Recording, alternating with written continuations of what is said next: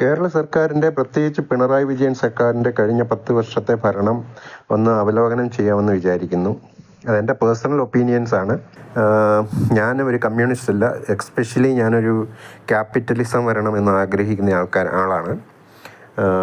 പ്രത്യേകിച്ച് private investment, private business എൻറ്റിറ്റീസാണ് ഒരു രാജ്യത്തിൻ്റെ പുരോഗതിക്ക് ഏറ്റവും അടിസ്ഥാനപരമായിട്ടുള്ള കാര്യം എന്ന് വിശ്വസിക്കുന്ന ഒരാളാണ്. അതുകൊണ്ട് തന്നെ ഇത് ഞാൻ വളരെ ഒബ്ജക്റ്റീവായിട്ട് എൻ്റെ പേഴ്സണലായിട്ടുള്ള ബയാസ് ഇല്ലാതെ അത് പറയാനായിട്ട് ശ്രമിക്കുകയാണ്. കഴിഞ്ഞ 10 വർഷം കൊണ്ട് ഞാൻ കണ്ടത് ഏറ്റവും ഇമ്പോർട്ടൻ്റ് ആയിട്ടുള്ള നേട്ടം എന്ന് പറയുന്ന അടിസ്ഥാന സൗകര്യങ്ങളുടെ വികസനമാണ്. വളരെയധികം നല്ല റോഡുകളാണ്. മറ്റുള്ള സ്ഥലങ്ങളിലെല്ലാം യാത്ര ചെയ്യുമ്പോൾ നമുക്കൊരു കാര്യം വളരെ ക്ലിയറാണ്. ഹൈവേകളൊക്കെ ഒഴിച്ചു നിർത്തിയാൽ ഈവൻ ചെറിയ ടൗണുകളിലുള്ള റോഡുകൾ അല്ലെന്നുണ്ടെങ്കിൽ വില്ലേജുകളെയും ചെറിയ ചെറിയ ടൗണുകളെയും തമ്മിൽ കണക്ട് ചെയ്യുന്ന റോഡുകളെല്ലാം നല്ല സ്റ്റാൻഡേർഡോടു കൂടി മെയിൻറ്റെയിൻ ചെയ്യുന്നുണ്ട്. അതൊക്കെ വളരെ നല്ല രീതിയിൽ അതിൻ്റെ മെയിൻ്റനൻസ് വർക്കും പാച്ച് വർക്ക്സും എല്ലാം നടക്കുന്നുണ്ട്.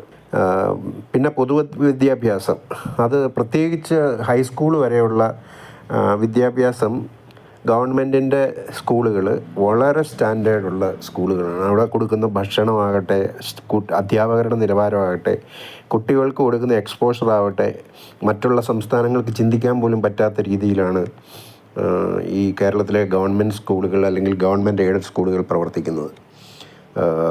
അതിൻ്റെ ഒരു കാര്യം നമ്മൾ ഈ കർണാടകയിൽ അല്ലെങ്കിൽ തമിഴ്നാട്ടിലൊക്കെ ഗവൺമെൻറ് സ്കൂളുകളുടെ സ്ഥിതി വളരെ മോശമാണ്. പ്രത്യേകിച്ച് റൂറൽ ഏരിയയിലൊന്നും ടീച്ചേഴ്സ് തന്നെ ഇല്ല. ഒരു സിസ്റ്റമുണ്ട് കർണാടകയിൽ, അതായത് ഒരു ടീച്ചറായിരിക്കും 4 ക്ലാസ്സിലേക്കും കൂടെ. 4 ക്ലാസ് എന്ന് പറഞ്ഞു കഴിഞ്ഞാൽ 1 തൊട്ട് 4 വരെയുള്ള ഡിവിഷനുകളിലേക്ക് ഒറ്റ ടീച്ചർ മാത്രമേ കാണൂ. അവർ മാറി മാറി നിന്ന് പോയി പഠിപ്പിക്കണം. അതുപോലെ കിട്ടുന്ന ഫുഡിൻ്റെയൊക്കെ നിലവാരമൊക്കെ ആണെങ്കിൽ തന്നെയും സ്കൂൾ ബിൽഡിങ്ങുകളുടെ നിലവാരം, ഇൻഫ്രാസ്ട്രക്ചർ, അതെല്ലാം മറ്റുള്ള സ്റ്റേറ്റുകളെ അപേക്ഷിച്ച് വളരെ നല്ലതാണ്. പിന്നെ ഒരു കാര്യം, electricity, condition of electricity. Bangalore സിറ്റിയുടെ നിലവാരമാണ് പല വില്ലേജുകളിലും. പ്രത്യേകിച്ച് ഞാനൊക്കെ താമസിക്കുന്ന വില്ലേജിൽ ഇലക്ട്രിസിറ്റി എന്ന് പറയുന്ന പവർ കട്ട് ഇല്ല. പവർ കട്ട് ഉള്ളത് ചില സമയത്ത് എന്തെങ്കിലും നാച്ചുറലായിട്ടുള്ള കാരണങ്ങൾ കൊണ്ട് പവർ കട്ടായി കഴിഞ്ഞാലും അത് ഏറ്റവും പെട്ടെന്ന് തന്നെ അത് റീകണക്ട് ചെയ്യാനായിട്ട് നമുക്ക് അവർ മാക്സിമം ട്രൈ ചെയ്യാറുണ്ട്. പിന്നെ ഉള്ളത് ഹെൽത്താണ്. ഇപ്പോൾ ഏറ്റവും കൂടുതൽ വിവാദപരമായിട്ട് നിൽക്കുന്ന ഹെൽത്ത് സെക്ടറാണ്. പക്ഷേ കേരളത്തിലെ government hospitals of very good standard actually. എല്ലാ ഡോക്ടേഴ്സും എല്ലാ സ്പെഷ്യലിസ്റ്റുകളും ഉണ്ട്. അത്യാവശ്യം ഫെസിലിറ്റീസ് ഉണ്ട്. ഈ പറയുന്ന ഗവൺമെൻറ്റിനെ സംബന്ധിച്ചിടത്തോളം അവരുടെ റവന്യൂ അല്ലെങ്കിൽ അവരുടെ ഫണ്ടിങ് പരിമിതികൾ ഉണ്ടെന്നുള്ളതും കൂടെ നമ്മൾ മനസ്സിലാക്കണം. കാരണം കേരളം ഒരു റവന്യൂ റിച്ച് ആയിട്ടുള്ള ഒരു സ്റ്റേറ്റ് അല്ല. കേരളത്തിൻ്റെ ഏറ്റവും പ്രധാനപ്പെട്ട ഒരു പ്രശ്നവും ഇത് തന്നെയാണ്, അഡ്വാൻറ്റേജും ഇത് തന്നെയാണ്. ലൈഫ് എക്സ്പെക്റ്റൻസി വളരെ കൂടുതലാണ് കേരളത്തിൽ. അപ്പോൾ അതുകൊണ്ട് തന്നെ പെൻഷനൊക്കെ കിട്ടുന്ന ആൾക്കാരുടെ എണ്ണം വളരെ കൂടുതലാണ്. അപ്പം ഗവൺമെൻറ് വെൽഫെയറിന് വേണ്ടിയിട്ട് ഒരുപാട് പൈസ ചിലവാക്കുന്ന ഒരു സ്ഥലമാണ് കേരളം.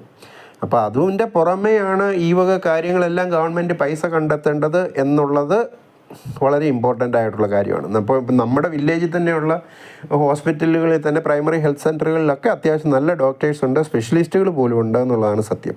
അതൊന്നും ബാക്കിയുള്ള സ്റ്റേറ്റുകൾക്ക് സ്വപ്നം പോലും കാണാൻ പറ്റാത്തത്. പിന്നെ ഉള്ളത് ഇസ്ലാമിസ്റ്റുകളുടെ ഒരു സമീപനമാണ്. ഇസ്ലാമിസ്റ്റുകളെ കംപ്ലീറ്റ് ഒന്നും കൺട്രോൾ ചെയ്തില്ലെങ്കിൽ പോലും, കാരണം അവരുടെ ഒരു വോട്ട് ബാങ്കാണ് ഇസ്ലാമിസ്റ്റുകൾ. പക്ഷേ എന്നാൽ പോലും ഒരു എക്സ്ട്രീമിസ്റ്റുകളെ നിയന്ത്രിച്ച് നിർത്താനായിട്ട് പിണറായി വിജയൻ സർക്കാരിന് സാധിക്കുന്നുണ്ട്. അത് ഞാൻ പറയാൻ കാരണം എന്താണെന്ന് വെച്ചാൽ, ഈ ഫ്രീ തിങ്കേഴ്സ് അല്ലെങ്കിൽ എത്തിസ്റ്റുകൾ അല്ലെന്നുണ്ടെങ്കിൽ എക്സ് മുസ്ലിംസൊക്കെ വളരെ ഫ്രീ ആയിട്ട് അവരുടെ അഭിപ്രായം പറയാൻ സാധിക്കുന്ന ഒരേ ഒരു ഇന്ത്യൻ സംസ്ഥാനം കേരളമാണ്.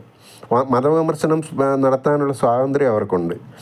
ഹിന്ദുക്കളെ വിമർശിക്കുക എന്ന് പറയുന്നത് എവിടെ വേണമെങ്കിലും സാധിക്കുക. ഇപ്പോൾ സനാതൻ എന്ന് പറയുന്നത് ഒരു വൈറസ് ആണെന്ന് പറഞ്ഞ് തമിഴ്നാട്ടിൽ ഡെപ്യൂട്ടി ചീഫ് മിനിസ്റ്ററാണ്. പക്ഷേ കേരളത്തിൽ നടക്കുന്നത് പോലെയുള്ള ഇസ്ലാം വിമർശനം വേറെ ഒരു സ്ഥലത്തും ഉണ്ട് എന്നെനിക്ക് തോന്നുന്നില്ല. ഈ പറയുന്ന BJP ഭരിക്കുന്ന സംസ്ഥാനങ്ങളിൽ പോലും നമുക്ക് നൂപുർ ശർമ്മയുടെയൊക്കെ എക്സാമ്പിൾസ് ഉണ്ട്. അവരിപ്പം ഭയങ്കര പോലീസ് പ്രൊട്ടക്ഷനിലാണ് ജീവിക്കുന്നത്. അപ്പോൾ ഇത്രയും പോസിറ്റീവ്സ് ഉണ്ട്. കുറേ നെഗറ്റീവ്സ് എന്താണെന്ന് വെച്ച് കഴിഞ്ഞാൽ ഏറ്റവും പ്രധാനം ലോ ആൻഡ് ഓർഡറാണ്.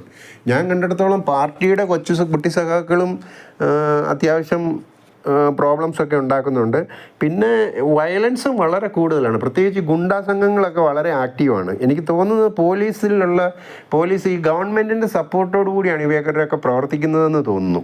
കാരണം പണ്ട് CPM പാർട്ടിയുടെ ആൾക്കാർ അണികൾ പോയി ചെയ്യുന്ന കാര്യങ്ങളൊക്കെ ഇപ്പോൾ ഗുണ്ടകളെ കൊണ്ടാണ് ചെയ്യിക്കുന്നതെന്നാണ് തോന്നുന്നത്. കാരണം എന്താണെന്ന് വെച്ചാൽ പല സ്ഥലങ്ങളിൽ ഇത് ഔട്ട് ഓഫ് കൺട്രോൾ ആയിട്ട് ഗുണ്ടകൾ അങ്ങോട്ടും ഇങ്ങോട്ടും ആക്രമിക്കുകയും സാധാരണക്കാരെ അറ്റാക്ക് ചെയ്യുകയും ഒക്കെ ചെയ്യുന്ന കുറേ ഇതുണ്ട്. പിന്നെ കഴിഞ്ഞ 10 വർഷം കൊണ്ട് മയക്കുമരുന്ന് എല്ലാ ഗ്രാമങ്ങളിലും എത്തി എന്നുള്ളത് വേറൊരു കാര്യമാണ്. അത് ഗവൺമെൻറ്റിന് ഫലപ്രദമായിട്ട് അതിനെ ഒന്ന് നിയന്ത്രിക്കാൻ സാധിക്കുന്നുണ്ടെന്ന് തോന്നുന്നില്ല. പിന്നെ പല കാര്യങ്ങളിലും ലോവർ ലെവലിലുള്ള പാർട്ടി കേഡറിൻ്റെ സപ്പോർട്ടും ഇതിനൊക്കെ ഉണ്ടോ എന്നുള്ളതും സംശയകരമായിട്ടുള്ള കാര്യമാണ്. പിന്നെ ഇൻവെസ്റ്റ്മെൻറ്റ്, ശരിക്കും പ്രൈവറ്റ് ഇൻവെസ്റ്റ്മെൻറ്റ് വളരെ കുറവാണ് കേരളത്തിൽ. വലിയ മാസ് പ്രൊഡക്ഷൻ ഫെസിലിറ്റീസ് ഒന്നും കേരളത്തിൽ പറ്റില്ല. പക്ഷേ കേരളത്തിൽ പറ്റുന്ന കാര്യങ്ങളൊന്ന് ഈ പറയുന്ന പോലെ IT മേഖല നല്ല രീതിയിൽ പോകാനുള്ള ചാൻസ് ഉണ്ട്. കാരണം അത് കേരളത്തിൻ്റെ ഒരു പൊതുവായിട്ടുള്ള ഒരു ജനങ്ങളുടെ സ്വഭാവം പൊതുവെ റിസപ്റ്റീവാണ് കേരളത്തിലുള്ള ആൾക്കാർ. അപ്പം ബേസിക്കലി പുറത്തുനിന്നുള്ള ആൾക്കാർക്കൊക്കെ വന്ന് വർക്ക് ചെയ്യാനും ഒക്കെ ഇൻട്രസ്റ്റ് കാണും. പിന്നെ ടൂറിസം ഭയങ്കരമായിട്ട് ഡെവലപ്പ് ചെയ്യാനുള്ള ചാൻസുള്ള പ്രോസ്പെക്റ്റുള്ള ഒരു സ്ഥലമാണ് കേരളം. പക്ഷേ അത് നല്ല രീതിയിലൊന്നും പോകുന്നില്ല എന്നുള്ളതാണ് സത്യം. പല ടൂറിസ്റ്റ് സ്പോട്ടുകളും അത്ര നന്നായിട്ട് അല്ല മെയിൻറ്റെയിൻ ചെയ്യുന്നത്. കാരണം ഫെസിലിറ്റീസ് ഇല്ല, ഈ പറയുന്ന റിസോർട്ടുകളും കാര്യങ്ങളും ഒക്കെ ഇല്ല. പിന്നെ പലപ്പോഴും ഈ ജനങ്ങളുടെ ആപ്പതിയുണ്ട്. ഈ ട്രാൻസ്പോർട്ടേഷൻ ഇപ്പോൾ പ്രത്യേകിച്ച് യൂബർ ഓലക്കാരെയൊക്കെ ഡ്രൈവർമാരെയൊക്കെ ആണെങ്കിൽ ഭീഷണിപ്പെടുത്തുകയും ടൂറിസ്റ്റുകളോടുള്ള ചില സമീപനങ്ങളൊന്നും നല്ലതല്ലാത്തതാണ് എന്ന് തോന്നാറുണ്ട്. പിന്നെയുള്ളത് ഈ ദേവസ്വം ബോർഡിലൊക്കെ നടക്കുന്ന അഴിമതിയാണ്. പ്രത്യേകിച്ച് ഈ എത്തിസ്റ്റുകൾ ഭരിക്കുമ്പം അവർക്ക് ദൈവവിശ്വാസം ഇല്ല. അപ്പോൾ അവിടെ കിട്ടുന്ന കാശ് ഇപ്പോൾ ഭഗവാൻ എന്തിനാണ് പാറാവെന്ന് പണ്ട് നായനാർ ചോദിച്ചതുപോലെ ഭഗവാൻ എന്തിനാണ് പായസ എന്ന് ചോദിച്ച് അടിച്ചു മാറ്റുന്ന ഒരു സാഹചര്യമുണ്ട്. പലപ്പോഴും ഇപ്പോൾ ശബരിമല കൊള്ളയൊക്കെ വലിയ പാർട്ടിയുടെ ഉന്നതർ അറിയാതെയൊക്കെ നടക്കുമെന്ന് വിചാരിക്കുന്നുണ്ടെങ്കിൽ അവർ വെറും കുട്ടികളായിരിക്കുമെന്ന് എനിക്ക് പറയാനുള്ളൂ.